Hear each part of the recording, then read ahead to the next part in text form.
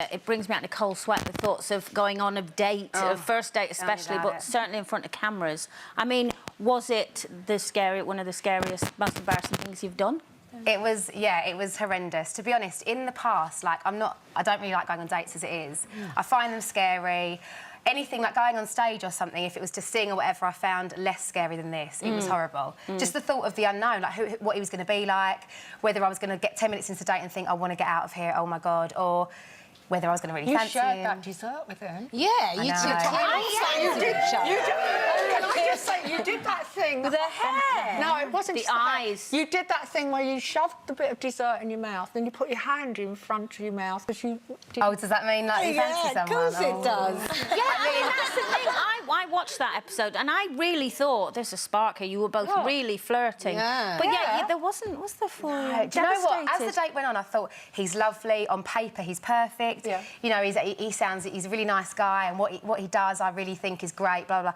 But it got to the end, and I just thought, I actually don't think I fancy him. But There's something missing. Did he get in touch with you after? Because you were giving him energy. Do you think? Oh, you were. Oh, you were, yeah. I think you've just got sexy vibes. She does. Yeah, no, we spoke afterwards. And What did he say? And what did he say? There was one subject that came up, wasn't there? oh my God! So he said to me, "Do you like canal boats?" And obviously at first I was a bit like, That's not a strong topic. How did you get to canal boats?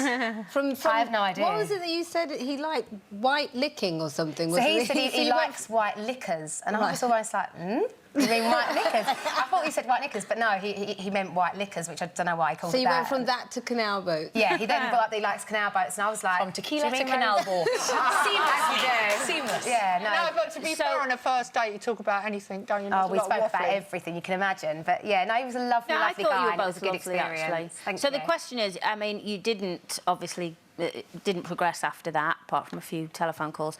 So is there anybody in your life now, or are you still happily single? No, I'm still happily single, and I was actually, the other day, I saw the Jennifer Aniston post, which I thought was so liberating, because lately I feel like as well, where I've been single for about a year and a half now, you know, there's been guys and stuff, but nothing serious. I've always got this horrible thing of where people are like, oh, you're still single. Oh, you've not met anyone yet. It's like pity, isn't it? Yeah, and it's like even family, friends, they're like, oh, you've not found anyone yet. And it's like, no, but I'm not actively, massively, desperately trying to find someone. They think like, you're sitting out crying and lonely. Yeah, it's like, of course it'll be lovely eventually, but right now I'm doing me. And I just felt like when Jennifer Aniston did that, at her age, you know, coming out the whole Brad Pitt thing, I think it's liberating that she didn't just go and get married, have 4 kids and just be settled just to shut everyone up. I just thought it was great. But having said that, although you're not with anyone and you're happily single, we were talking about Cuddles before. Do you still like Cuddles? I've got to say that is the one thing that I miss so much, and it's well, lucky for you. Here's a few. The queen of Cuddles. There she goes again. I've been waiting for that. Well, you two are friends outside. Yeah, we've been friends for a while. Yeah. Oh, no, Couldn't you just get a dog? I have, I've got one. I have, she gives the best cuddles. But I know it sounds silly, but even, I mean, I don't know what's the world come to that we now have to pay for cuddles. It's ridiculous. We clearly need to start cuddling. But my family, they're very, very loving, but they're not the most tactile and affectionate. I would have thought they would be. I know, it's really strange, but they're just not. And I think that's the one thing... It's more reserved in that respect. Yeah, and I'm a very affectionate person, especially when I'm in a relationship, you know, I'm very touchy-feely. And I think that is the one thing I miss. And especially when my nan passed away, she obviously... You do want someone to comfort you, and as much as I had a lot of comfort and support, I didn't have someone to actually... Look at you and Nanny Pat. We love Nanny Pat. So do you feel a lot of pressure? Because obviously, you know, Mark and Michelle are this sort of big, famous couple, and we see them sort of in love. Relationship goals. Yeah, does that put pressure on you? Because they represent the sort of young ideal, as it were. Yeah, I mean, they're amazing, aren't they? And they're very happy and very in love, which so they're happy, the rumours are lies. Oh, God, yeah, I think they're so sick of hearing the rumours. But, yeah, no, they're great, and it is a half, like, you do sort of think sometimes, oh, God, like, I obviously want what they've got. It's the fairy tale. Unfortunately, it doesn't come along that easily, and they were very lucky. But I know I'll get it in the end. Of course you will. But I'm just not necessarily in a rush. And also, you don't have to settle.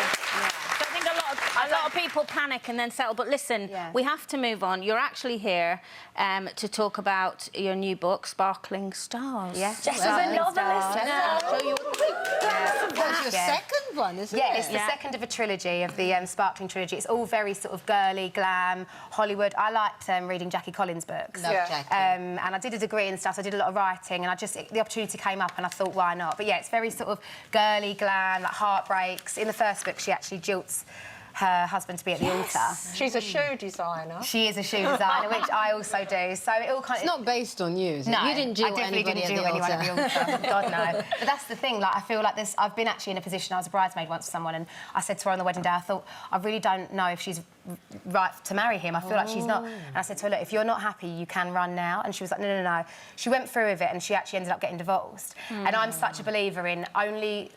like getting married and being with someone if you absolutely love them to bits, you want to rip their clothes off every day. I'm not into the whole just settling just because you know, on paper it looks good, you're married and you should have 3 kids at the age of 22. I'm glad it's a trilogy, because when I finished the end of this book, I went, because I wanted to know what happened. So I was just like desperate. Yeah, the next coming one soon. will be Yeah. soon. Jess, can I ask you about the big engagement ring that we were talking about? Oh, yeah, today? do you What want do one of think? those? I mean, I believe in engagement rings. You know, everyone wants a nice little rock, but I think it's absolutely ridiculous that it was 250 grand. That's the price of a house. I know what you mean, but it's all relative Yeah, to but him. it's isn't No, it? Jess, if someone gave Oh, it you're to you- happy because someone agrees with No, you, but Jess. I even think as But well... if like, I know someone it gave sounds- that to you, you wouldn't say, "I'll take it back," would you? You'd I know say, it sounds "Thanks." ridiculous, but genuinely, like, this is really, like, you know, whatever, but nurses and doctors don't get...